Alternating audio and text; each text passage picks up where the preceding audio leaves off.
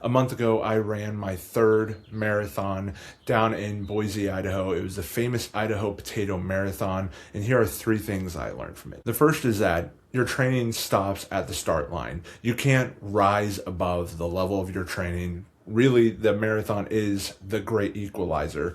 I don't know if I've ever really seen someone show up on a race day with certain goals and achieve that without a significant amount of training. So as you may be aware of, I trained for 6 months. I ran 1,000 miles in preparation for this race. I did a lot of quality workouts, but the thing that I ran into is that I trained a lot of my long run workouts at 8 minutes per mile. Now, that wasn't necessarily a mistake, but at the start of the race, I was faced with a decision to go with the 3:30 pacer, which thankfully there was one, and I decided to go with the pacer. We ended up pushing 7:45s, 7:50s, 7:55s on some of the first 8 mile splits. So for the first 8 miles, a lot of our mile splits were slightly faster than 8 minutes per mile. Now, 1 or 2 miles like that isn't going to necessarily mean you're going to fail in the race, but if you keep stacking, like I was, stacking mile after mile at slightly faster than 8 minutes per mile or at the pace that you're training with, you're going to burn more matches than you would like to early on in the race, making the second half of the race much harder. So that's one of the things I learned, going faster on race day, even if it was only slightly faster, but you stack enough of those miles on top of one another, you're going to feel the negative effects. There are going to be consequences later in the race, and that's what ended up happening to me. I ended up hitting a wall at about mile 16, and those last 10 miles were a grind. And that's why I only ended up getting a 15-minute PR, which was fantastic, but it wasn't 3:30. Instead, it was 3:42.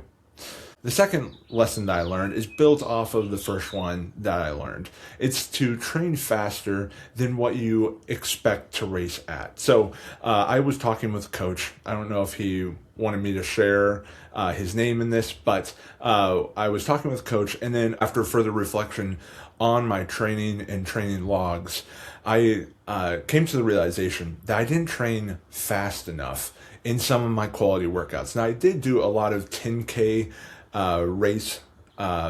10K pace workouts on the track, which is something that I hadn't been doing a lot of before in my 2 other marathons. I did more of those. I was doing a lot of marathon pace training, but there was one workout in particular that really sticks out like a sore thumb a month before the race. And this should have been an indicator to me, so I would have raced smarter if I really paid attention to that. And that was a 20-mile long workout that I did. The goal was to do about 10 miles, if not more, at 7:45 pace, sprinkled throughout the 20 miles. I ended up not being able to finish all the sets that I was hoping to do. Over time, my mile splits ended up getting back closer to 8-minute pace, and the last one I couldn't even finish. So I ended up just kind of feeling like the tank was completely empty at about 9.5 miles into that kind of workout, which is funnily enough where I started to feel the effects of right around the 8-mile mark is where I started to feel the effects of pushing just slightly faster. So really what happened on race day, if I'd been reading my training logs correctly, if I had been preparing mentally and been a bit more wise in my approach on race day, I probably would have been able to spare that frustration that happened in the second half of the race by running closer to 8 minutes per mile, which I'd been training for months at. And the coach pointed this out to me. If you're going to be training at 8 minutes per mile, but you're only going to be doing that for about 10 miles at a time, maybe 12, how are you going to train your body to physically be able to hold that for 26.2? So in a way, training faster helps you maximize those harder miles. So that way, when you get into the race, you're ready to roll and you feel a lot fresher running at 8 minutes per mile instead of training right at that pace for 6 months, which is what I ended up doing. All right, the third and final point is that don't be afraid to make mistakes. My problem is that I made it all about one goal. My goal was 3:30 or bust. I had that goal for 6 months. I sunk 1,000 miles into training for this race. I ran 8 20-milers or more. I ran 60 miles a week for 8 weeks. I truly had my best training block ever. But I had no beagle. I had no seagull. I made a whole half year of training all about one thing. Now, I was very motivated. I was really pumped to be getting back into the marathon. It had been 2 years since my last race at that distance. But I had made it all about that one thing. So I had just inflicted an inordinate amount of stress on myself. Not to mention we had driven 5.5 hours to the race. We had some travel complications come up. So I wasn't the most relaxed entering the race. That being said, at mile 16, at mile 17, I realized I wasn't going to hit my goal. And that was just probably the most mentally challenging part of the race. There was plenty of physical challenges I had to overcome, but the mental challenge of knowing that I was failing at what I had set out to do was just a tough pill to swallow. But the reality is that I had to get to that finish line regardless. I knew that it was going to be a big PR regardless. I just needed to be able to swallow that disappointment. And here's the thing. I made a decision at the start line to go with the 3:30 pace group. And it was my decision to make.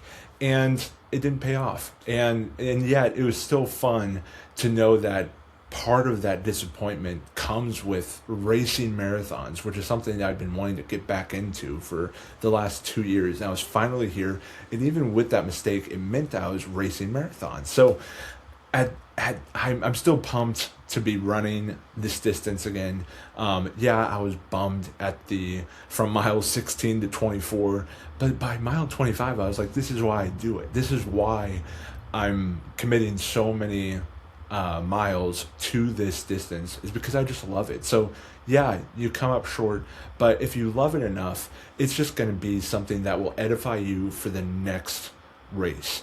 And that's how I see this. It's my goal overall is to get to 2:20 or faster. So I know that I've got a lot of marathons in my future, and you just kind of have to learn this lesson once or twice. I mean, I kind of learned this lesson in my first race, but I was telling my wife today that there's an element of I repeated the same mistake from my first marathon where I just went out too fast.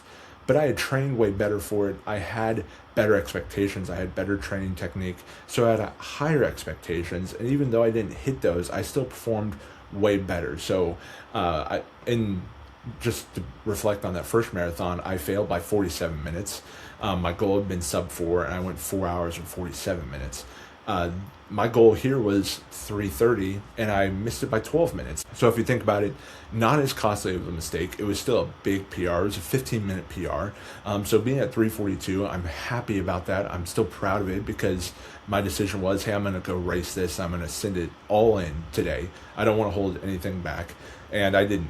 But I just ended up finding that the tank wasn't as big as I was hoping for. And it had a price tag. So I learned that, and we'll address that in the next marathon, which I hope to be announcing in the next video. Hopefully we get back to training, but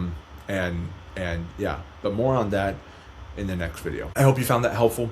Let me know what was one lesson you learned in your last race. Would love to hear from you, or even just your last run.